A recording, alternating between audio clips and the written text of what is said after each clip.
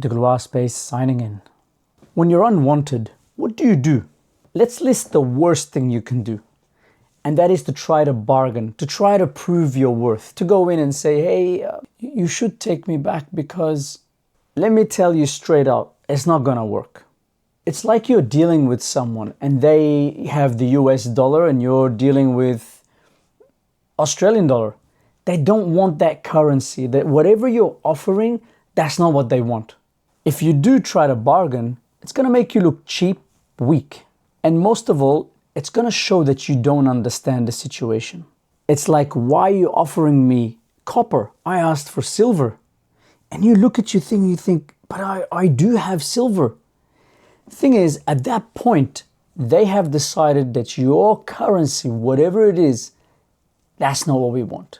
Now, I know that when people fall into a crisis like this, they're gonna jump onto the internet, they're gonna ask, consult books and, how do I get my ex back? How do I re-attract somebody?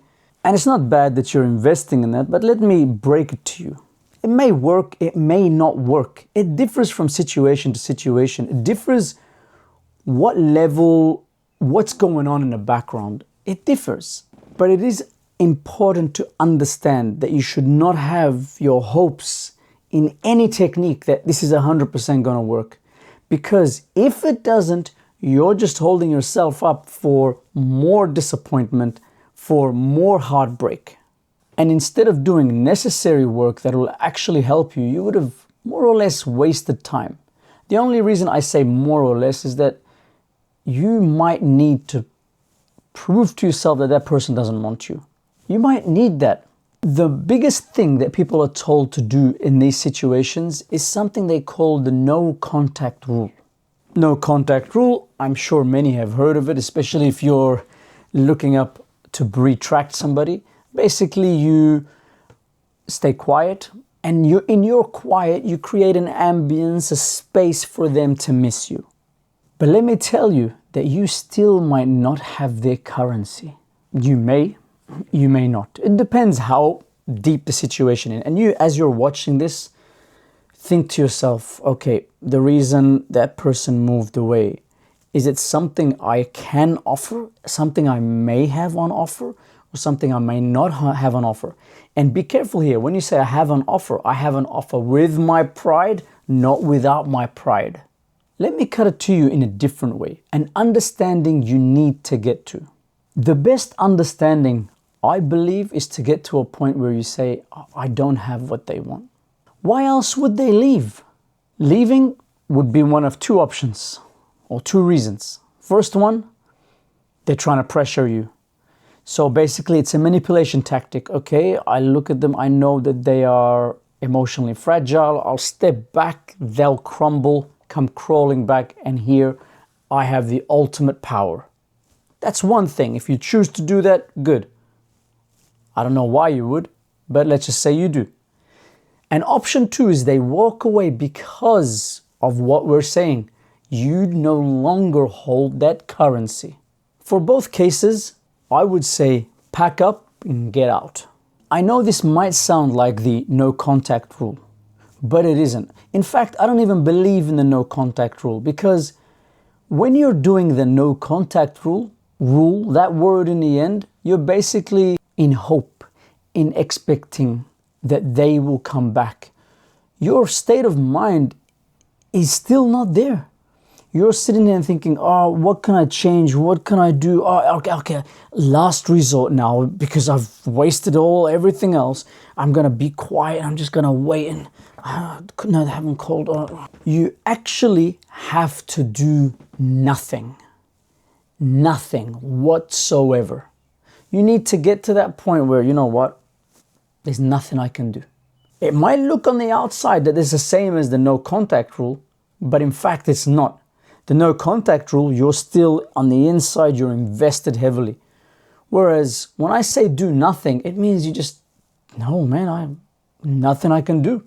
I really can't do anything. Because as long as you're doing something, even if it's nothing on the outside, you're invested. Your emotions will spiral up, down. Whereas if you come to the understanding that, fuck, I've lost it all. There's nothing I can do. I don't have the currency. They don't value what I have. If you can come to such an understanding, to just be looking, just know that you don't have what they want. They left. Think about it like this.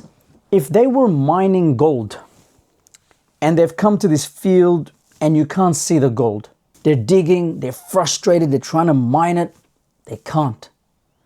Now, as long as they know there's gold there, they're not leaving. When do they leave? When they say, there's no gold here. No one walks away from value. No one. And if they do walk away, it means they no longer see the value there.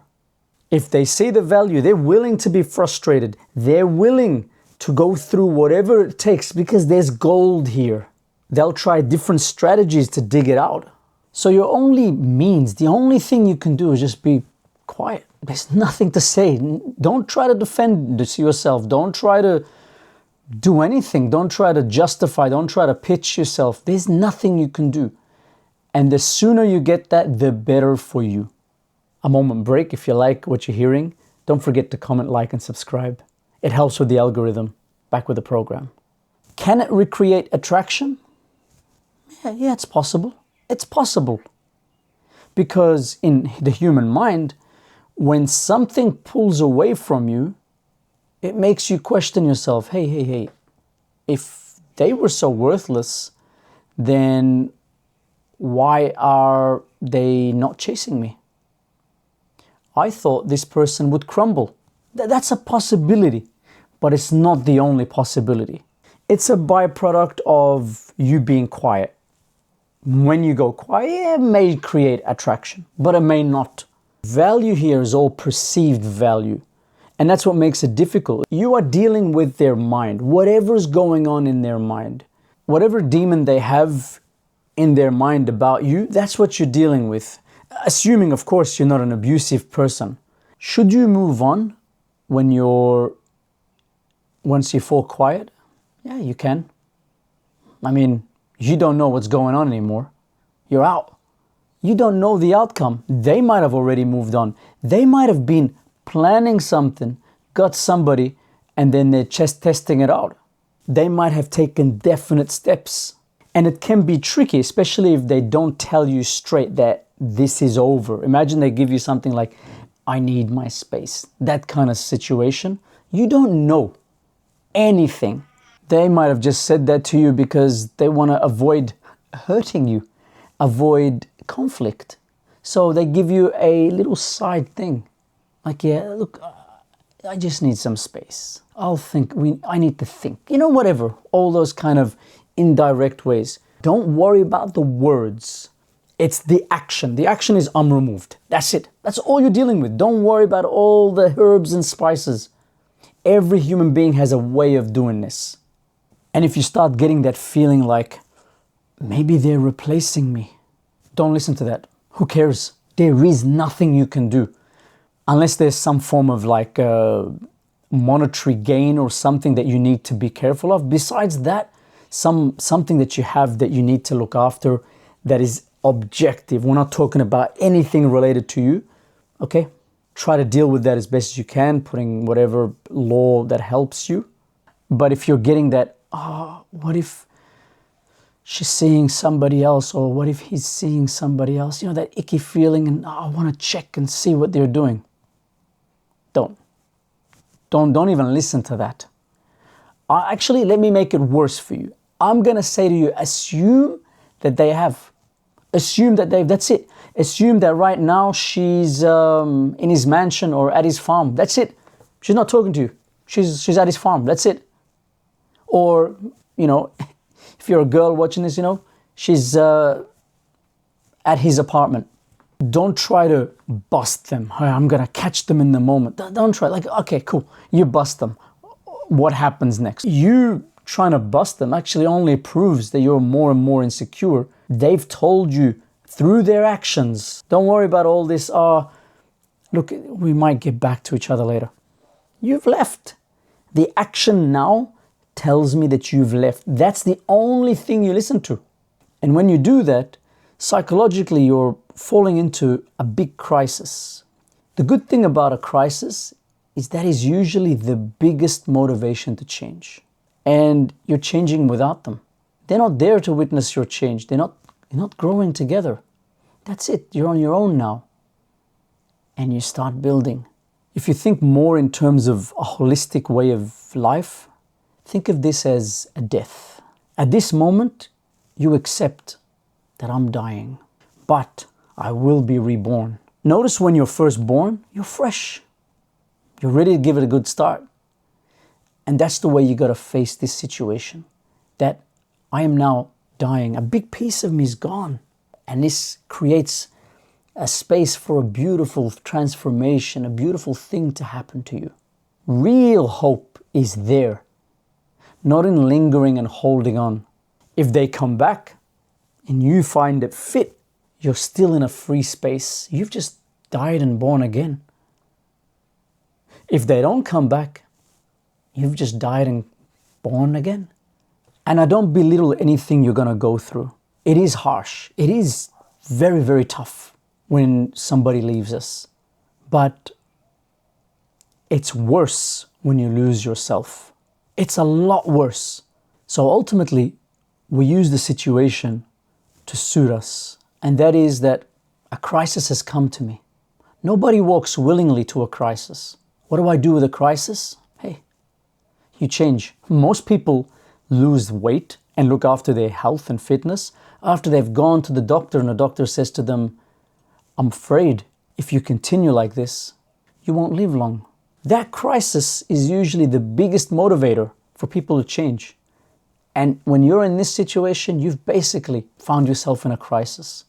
So let's use it to the only thing it can be used for. And some of you listening might think that I'm a little bit harsh with this. And maybe you're right. Maybe I am harsh. But the fact is, I want to deal with what's real. In these situations, being realistic is what you need. You don't need those feel-good comedies. In the last 10 seconds of the movie, she takes him back and, I don't think it works like that. And just to not deny that that could be a possibility. Remember, I mentioned that when you go quiet, that could be a possibility. But even for that possibility to be the best it can be, you need to have been born again. You're seeing the world in a new way. Even if that person comes back to you, you will not look at them in the same way. You will not look at yourself in the same way. You will have grown. In that growth, they might come back to you and then you look at them and say, I don't want this anymore. It's no longer me.